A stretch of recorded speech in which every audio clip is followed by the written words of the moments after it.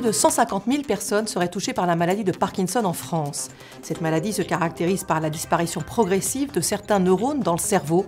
Ces neurones particuliers produisent la dopamine, une substance qui transmet l'information nerveuse dans une région du cerveau essentielle au contrôle des mouvements. La baisse de production de dopamine explique les symptômes observés dans la maladie, une difficulté à initier un mouvement, une rigidité des membres et des tremblements caractéristiques. Le professeur Stéphane Palfi fait le point pour nous sur les traitements actuels, leurs limites et les dernières avancées extrêmement prometteuses.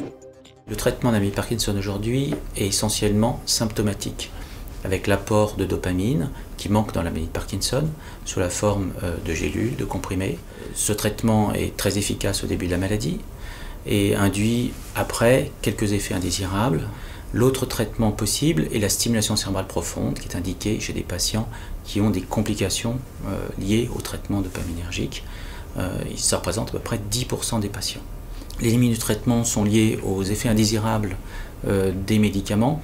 La deuxième limite, c'est qu'il s'agit d'un traitement dopaminergique. Or, dans la maladie de Parkinson, d'autres systèmes sont affectés. Et il y a des signes non dopaminergiques qui aussi affectent les patients. Et pour le moment, il n'y a pas de traitement efficace contre ces signes non dopaminergiques. Les pistes prometteuses de recherche sont très nombreuses et de différents secteurs. Il existe d'abord une amélioration du traitement dopaminergique avec des formes à libération plus prolongée, des formes à libération transcutanée, intestinale, et qui permettent d'avoir une stimulation continue de la dopamine.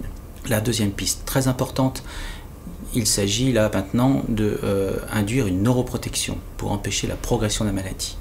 Et pour cela, on peut utiliser les facteurs trophiques, on peut utiliser les antioxydants, donc les chélateurs de fer, et on peut utiliser également l'immunothérapie. La troisième piste importante est celle de l'amélioration technologique de la stimulation cérébrale profonde en induisant des stimulations plus efficaces, plus restreintes au niveau de la cible et qui permettront d'améliorer le traitement de la maladie de Parkinson.